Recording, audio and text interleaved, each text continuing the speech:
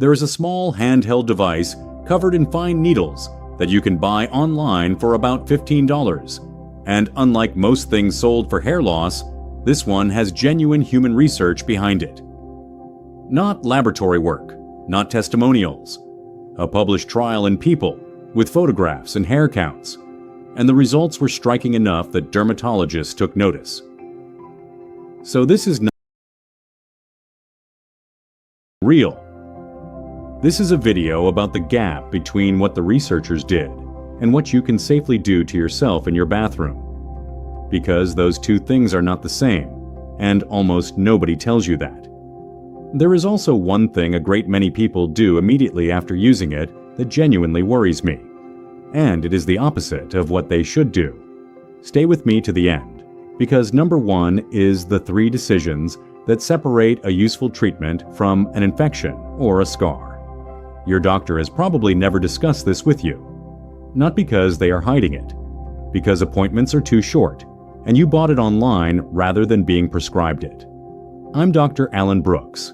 I have spent 35 years as a board-certified dermatologist focused on hair and scalp, and more than 10,000 patients have sat across my desk. And this is a subject I approach differently from most of what I cover, because most of what I discuss cannot hurt you. A tea cannot hurt you. A shampoo will not scar you. This can, and I have seen the results when it goes wrong, which is a very short conversation with a very disappointing ending, because damage of that kind does not reverse.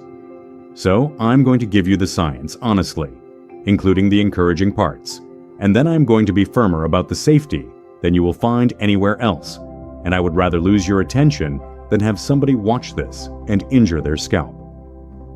This channel is where I say what I never have time to say in a 15-minute visit. Maybe you have already got one in a drawer. You saw a clip, you bought it, you used it enthusiastically for a fortnight and then stopped, either because nothing happened or because your scalp felt raw and you were not sure whether that was normal.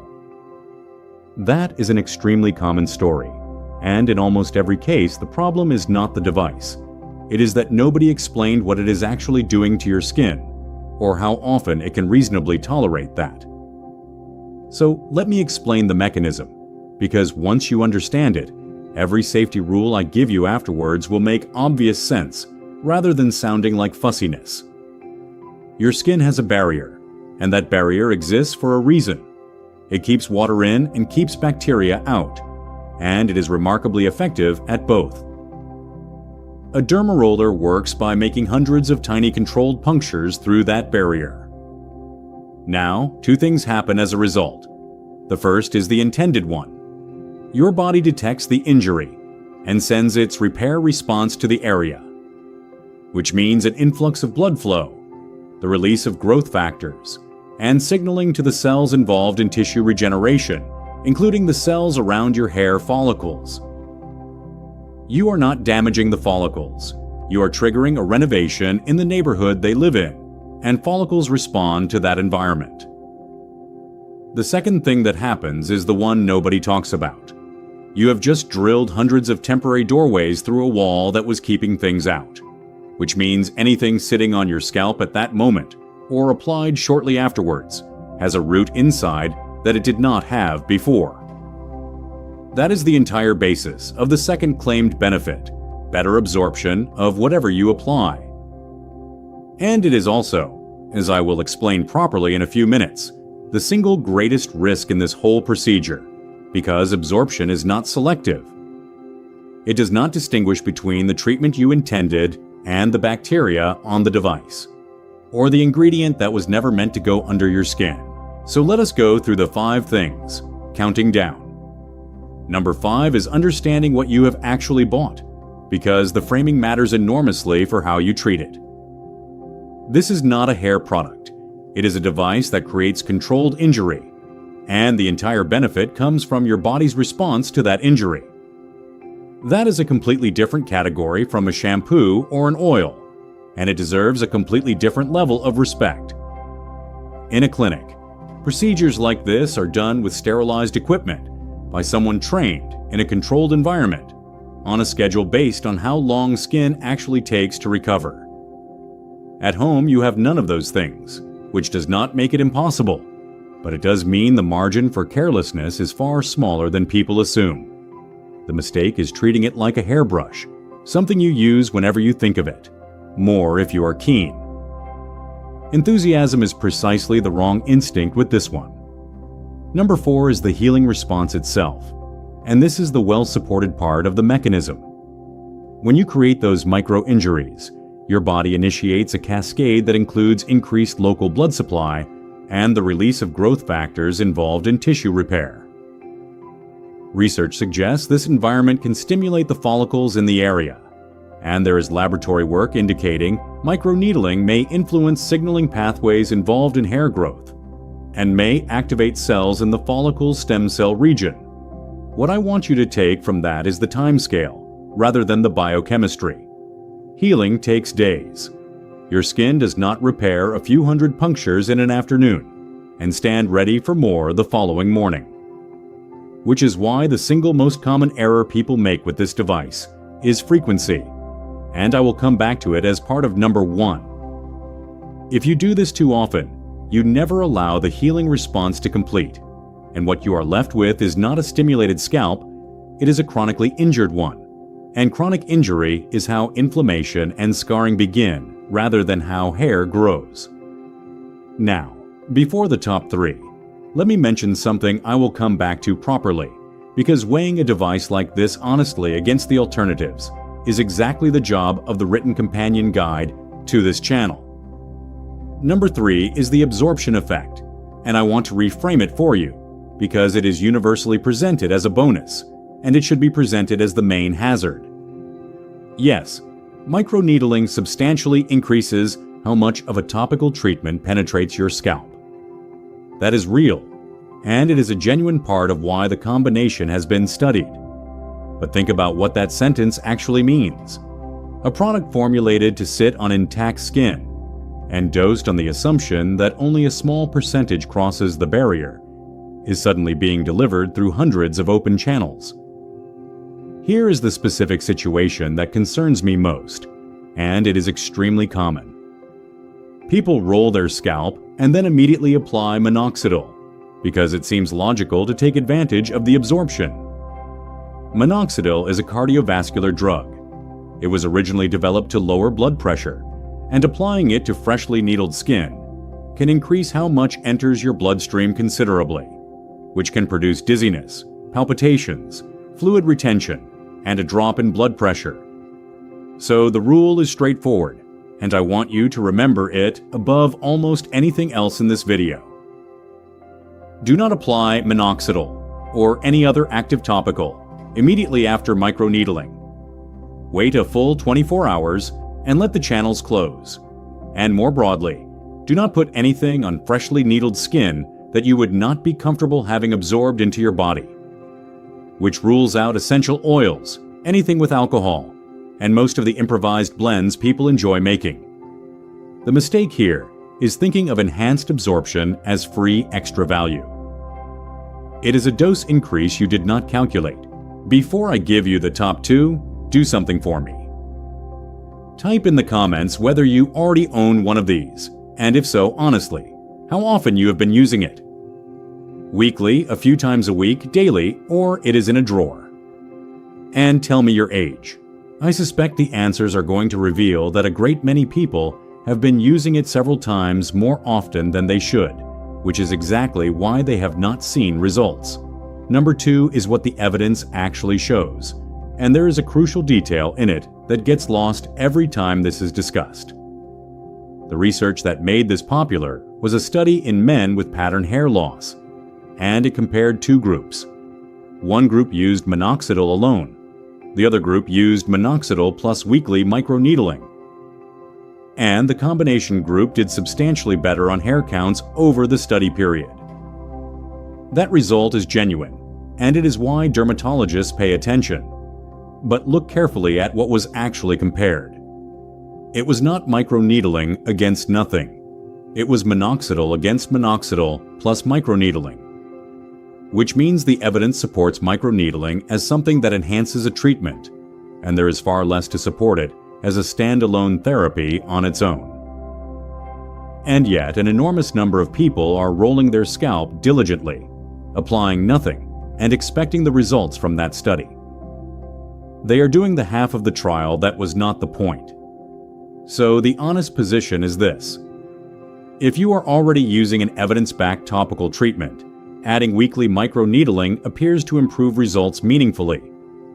If you're using nothing else, you're on considerably thinner ground, and you may be accepting real risk for a benefit the research has not clearly demonstrated. I want to add my usual caveat too, which is that the studies here are relatively small, and there are not many of them. So this is promising evidence, rather than settled evidence. And now, before number 1, let me give you the thing I mentioned. Weighing something like this properly means asking what the study actually compared, how many people were in it, and what it costs you per year against the alternatives. That is the entire method of the written companion guide to this channel. It goes through every treatment people are told to try, from the prescription drugs with their labels read line by line, through the devices, to the natural remedies and the pharmacy options, and it prints the real annual cost of each, which almost nobody calculates. Every claim carries its source and its year printed on the page, so you or your own doctor can look it up. Where the research disagrees, both sides are printed with their sample sizes, which is the only honest way to present evidence like the study I just described. One payment, no subscription, delivered as a PDF. If you have been buying one thing at a time hoping something sticks, the step you were missing was a way to compare them. You will find it linked in the description below. And now, number 1, the 3 decisions that determine whether this is a treatment or an injury. The first is needle length, and here I have to tell you something that other videos will not. The trial that made this popular used a needle length that I would not advise anyone to use on themselves at home unsupervised, because longer needles reach deeper into the skin, and the deeper you go, the more the risks of infection, bleeding, and scarring rise, and the more this stops being a cosmetic routine and becomes a medical procedure. In a clinic, that depth is used with sterilized equipment, trained hands, and proper aftercare. In your bathroom, you have none of that. So my position is that if you are doing this yourself, stay at the short end of what is sold for home use. And if you want what the studies actually did, that is a conversation with a dermatologist about having it done properly, rather than something to attempt with a device from the internet. That gap between the research and safe home use is real, and pretending it does not exist is how people get hurt. The second decision is frequency, and it is simple. Once a week at most. Your skin needs days to heal, and healing is the entire mechanism. Doing it daily does not accelerate anything. It prevents the process from ever completing. The third is hygiene, and this is not optional. Disinfect the device with alcohol before and after every single use. Let it dry. Store it in its case. Never share it with anyone, and replace it regularly, because needles blunt with use, and a blunt needle tears the skin rather than piercing it cleanly, which is exactly how you get scarring instead of stimulation. Let me tell you about Peter. 54, a patient of mine, who arrived with a scalp that was red, tender, and studded with small crusted spots.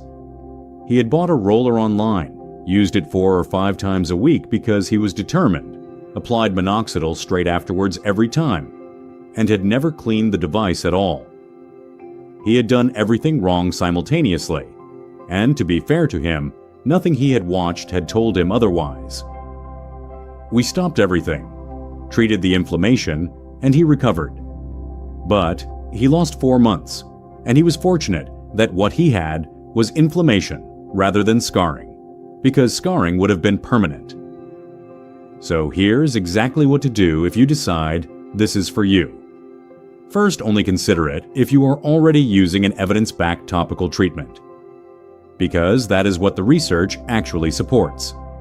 Second, use a short home-use needle length once a week, never more. Third, disinfect before and after with alcohol, and replace the device on schedule. Fourth, Roll gently in a few directions over the thinning area with light pressure, because pressing harder does not improve results. It only increases depth and risk.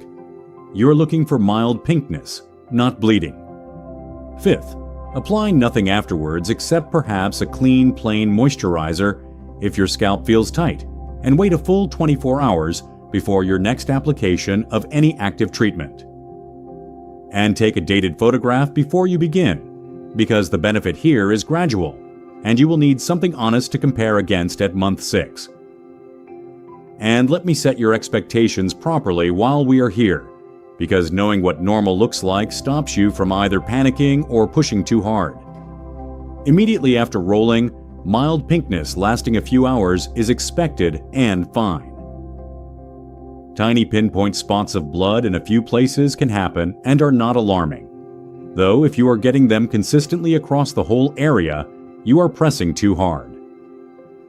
Some tightness or mild sensitivity for a day is normal.